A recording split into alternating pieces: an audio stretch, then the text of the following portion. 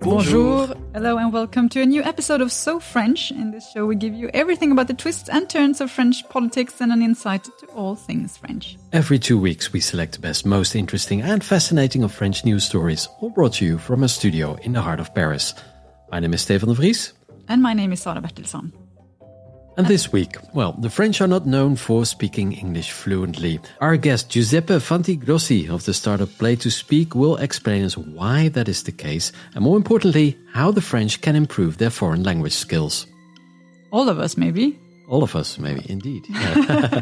And the culture ministry official who drugged hundreds of young women to make them urinate in front of him. A, quote, crazy pervert, says the minister. But how come he wasn't stopped? But first, this week it has been 1 year already that the Yellow Vests started their protest, and they are still continuing. Every Saturday there are demonstrations in many cities all around France. And this week also the French president is exactly in the middle of his first mandate. He has 2.5 years more to go. So it's a coincidence, of course, but it's not good news for Emmanuel Macron, because in 2 weeks, on December the 5th, then there is a national unlimited strike that will begin in public transportation, but probably also in schools, hospitals and other public services. So the government is preparing for a complicated winter with a lot of social protest, while still wanting to continue its very necessary reforms. Now, Sarah, let's talk about the Gilets jaunes first, the Yellow Vests. What can we say after a year of these sometimes very violent protests? What we can say is that 1 year on, the protest movement has very much changed, and we don't see it as much. I mean, we do remember the 17th of November last year when all of this kicked off, and it continued and got even worse and worse weekend after weekend, all up to Christmas. And we saw many famous the most famous avenue in Paris, Champs-Élysées, maybe was the image that was the most broadcast, being completely ruined after rioting in the streets. We saw over months extremely violent clashes between police and protesters. It did continue for months, or many months, but after summer, this year, 2019, there has been a sharp decrease in the number of protesters. And you do still have smaller numbers, a couple of hundreds maybe, demonstrating in different places still on Saturdays.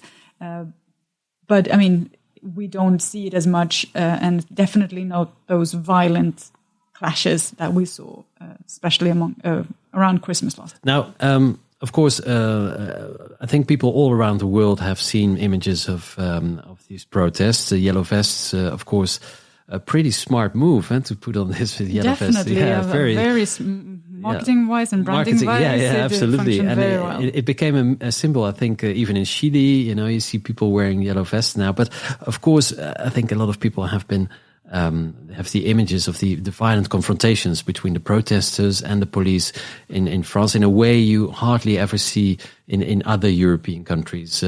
Absolutely. We had more than 10,000 arrests. Yeah. 10,000 arrests over during this year. More than 3,000 condemnations, and among them 400 to prison terms. So this was definitely very, very violent. What is interesting, though, because the whole debate has also, of course, been about police violence. Yeah. There have been a lot of accusations and allegations of police using unnecessary force and violence to contain these protesters.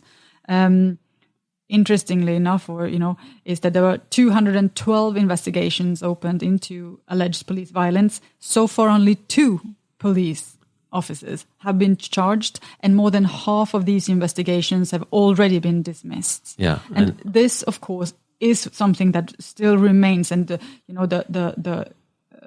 lack of confidence in the police and the security forces, and the idea of the French police being over violent is, I think, something that unfortunately is one of the things that remains in people's minds after these. Yeah, absolutely. And this week there was also a police officer who published a book, and he gave his account of the violence, and he admitted that especially on the 1st of December and the 8th of December, when the protests got really, really violent last year, that they shot sometimes 20 to 30, 40 rubber bullets, pretty dangerous weapons actually, that caused the loss of eyes and limbs of many people, whereas usually they only fire one or two because it has to be used very carefully. But he said, or he explained, that he was in charge of the security around the Élysée Palace, so the palace of Emmanuel Macron, and that there were about 80 police officers up against 3,000 violent protesters, and the police officers that were charged by guarding the palace, they really didn't know what to do. They feared for their lives, and they thought, well, they are going to storm the palace. And this police officer also said that his superiors, they had no idea what was going on, that they gave completely wrong orders. It was a complete mess. But of course, it's not good for the... No, I mean, this is one of the things as well, the lack of organization and a plan for the security forces. And the strategy to use in this kind of situation has been very criticized as well throughout the year, but I think also still today. I'm not sure that they've actually... what kind of conclusions they drew from all this mess that we saw. But I mean, definitely it would be wrong to put all the responsibility on the individual police officers, of course. Absolutely, yeah. And the use of tear gas, which is really rare in the rest of Europe, is almost standard at any demonstration here in France. This is about the police, but there is also an impact on the economy. Of course, we've seen the images of shops being burned down, destroyed at the Champs-Élysées, but also in other areas of Paris. What is the economical impact of the yellow vests in the Well, past when we year? saw all those shops, being destroyed and many city centers being more or less shut down the weeks before Christmas last year, you could have the idea that, the French economy took a big hit of these protests. But actually now, 1 year after, we can say, well, the economists at least say that the impact on the economy, the French economy globally, is, so small that it doesn't have, doesn't make any difference. It did have an impact on the last trimester, the last quarter, of 2018, the Christmas shopping and all of that. But in overall, it did not affect the French economy. However, on an individual level, or on, for certain stores and shop owners, of course, they lost a lot of their revenues. They could lose up to 20-30% of their monthly revenues during the Christmas shopping, for example. So, I mean, some individuals having been very hardly hit by these protests.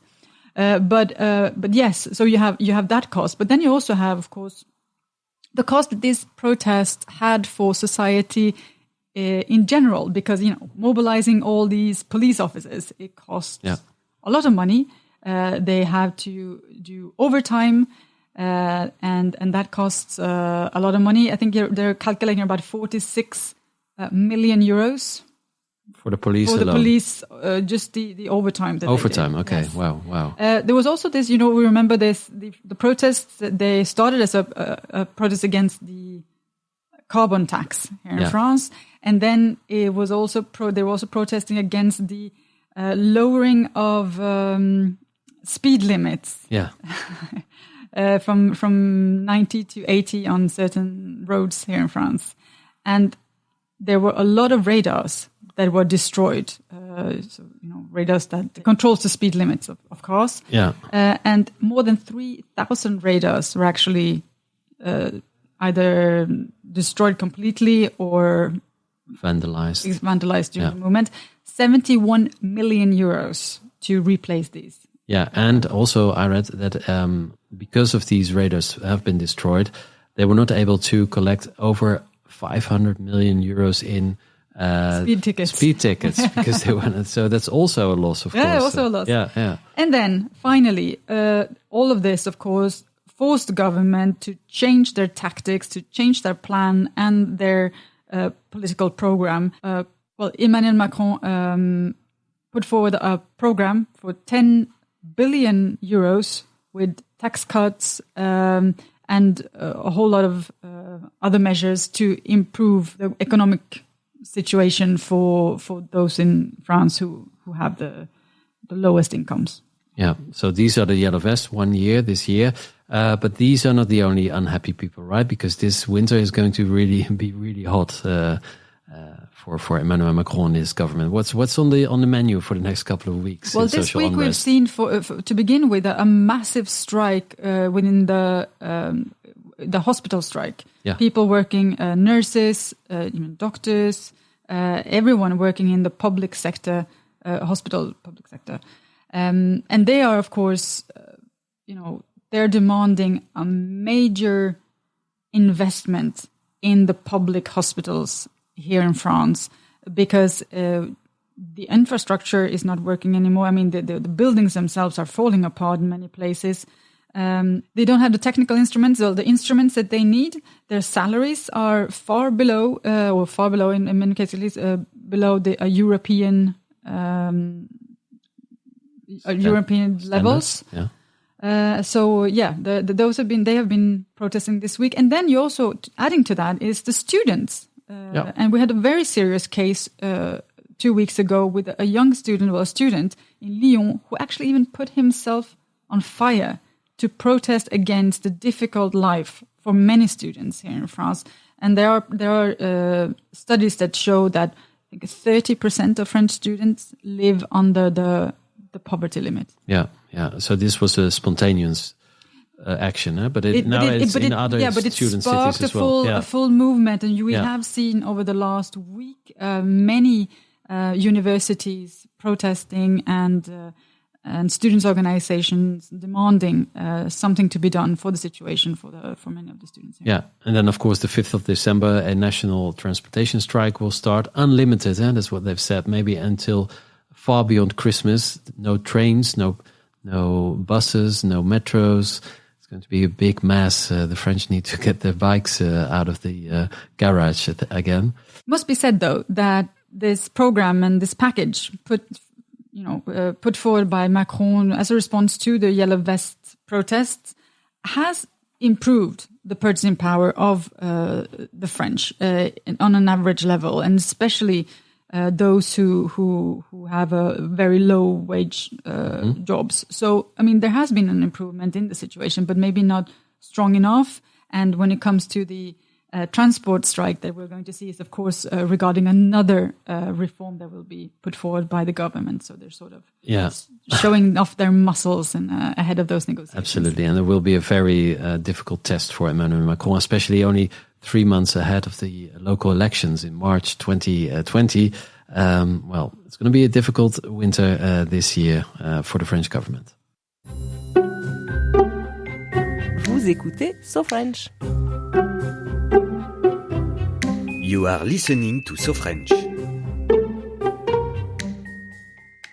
Stefan, this is a very strange story, and it sort of makes you smile a little bit, but it's also a very, very horrifying one. This is the one, a very perverse story about a civil servant working at the Culture Ministry here in France. At the very chic Ministry of Culture, I would say, in the Palais Royal in Paris, a beautiful building, a very well-placed civil servant. Well, this is a really weird story. He has been charged with sexual assault and drug offenses. And now comes the strange part, for drugging women with diuretics to make them urinate in front of them. And how did he do this? Yeah, it's really weird because it has been going on for 10 years. And Christian N. is his name. He's a former human resources director in the Ministry of Culture. He's accused of preying on over 200 women between 2009 and 2018. And what he did, he actually invited women in his office, offered them a cup of tea or coffee. A lot of women were actually there for a job interview. And he put diuretics in the drink, so that made the ladies want to go to the bathroom. They needed to pee. But before they needed to pee, he took them on a long walking tour of sites near the Culture Ministry in Paris. It's of course in the heart of the city, not far from the Seine. And while they were walking along the Seine,